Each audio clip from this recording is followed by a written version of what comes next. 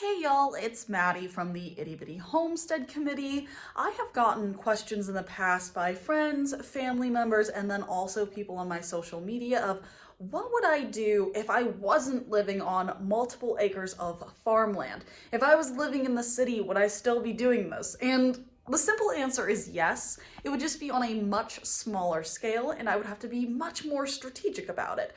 But I figured I could show you a house and a backyard in the city and kind of give you an idea of how I would set it up when it comes to if I was farming and homesteading in an urban area. So let's hop into it.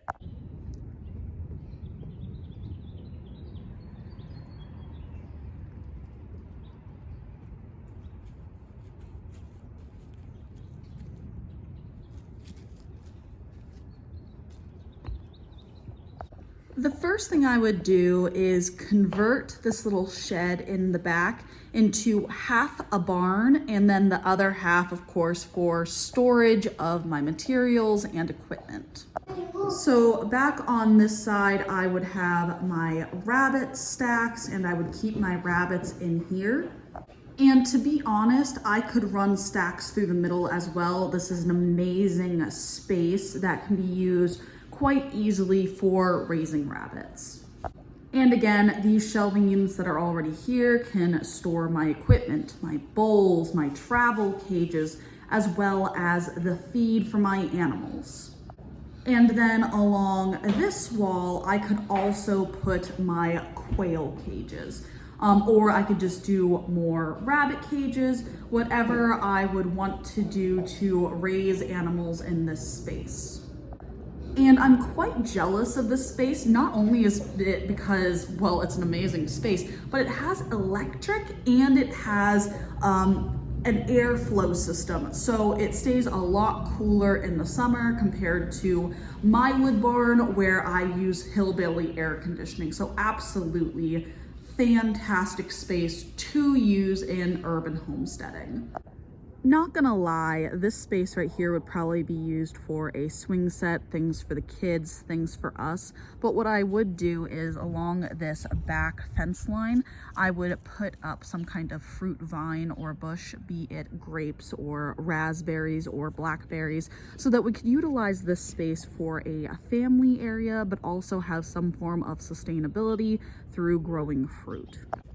And along this fence line, this would be a great area to grow beans and other vining small vegetables that could help with that as well.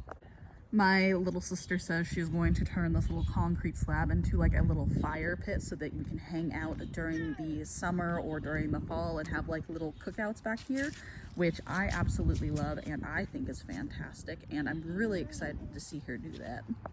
Another option that I just thought about for this fence line here, we could do fruit trees because they have a more moderate temperature. I know they grow apples really well. My parents grow peaches, and I know that growing up, my riding instructor, she had pear trees all over the place. So this fence line would also do really, really well with some kind of fruit-bearing trees that do well in this climate.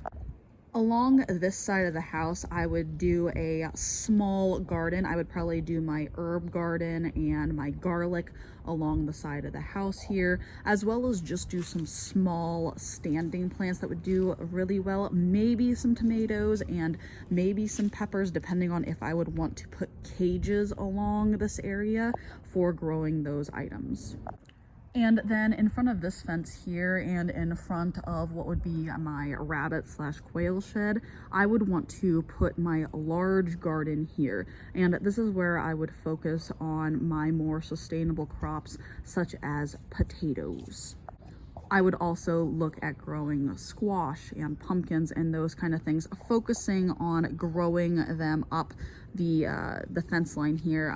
This fence line is coming down and there is a chain linked fence between them, which would be excellent in using for, again, vining plants such as squash and pumpkins that could really be used in a vertical standpoint. But if not, you could easily put trellises up in this area to work and focus more on the the vertical gardening compared to the horizontal.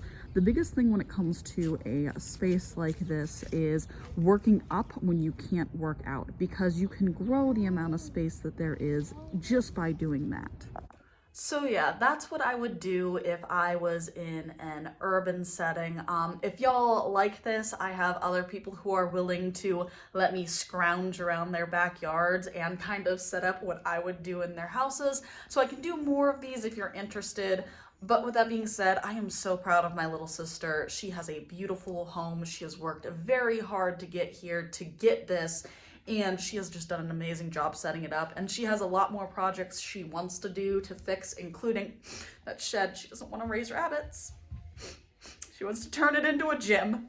Such a waste of space. But this is my middle sister, so she's not into the farming thing like me and my youngest sister, but that is okay. She has done just a beautiful job on this house, and I'm just so proud of her. So thank y'all so much for watching, and I'll see y'all in the next one.